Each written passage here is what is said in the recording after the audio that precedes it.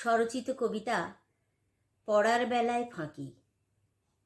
এ কি ভীষণ জ্বালা, এক ফোঁটাও পড়ে না খোকা। কেমন করে বোঝাই বলো, মা যে এখন চক্ষুশূল। পড়ার কথা বললে বলে, এত কেন পড়তে হবে, একটুখানি ট্যাব দেখে নি, এই তো সবে খাওয়া হলো।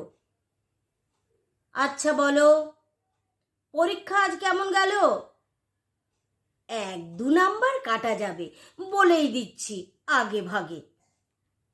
সে কি আর এমন, হায়েস্ট তুমি পাবেই জানি। আমায় তুমি টপার ভাবো, হায়েস্ট কেন আমিই পাবো? এখন একটু রেস্ট করব। ট্যাব দেখবি, রেস্ট করবি, শুধু পড়ার বেলায় ফাঁকি। 2 দিন পরে রেজাল্ট নিয়ে খোকা এলো বাড়ি। বলল খোকা, বকবে না তো, একটু বেশি নাম্বার গেছে কাটা।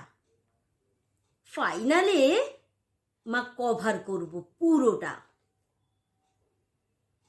কোন ফাইনাল? এখন বসে ভাবছিস সেটা।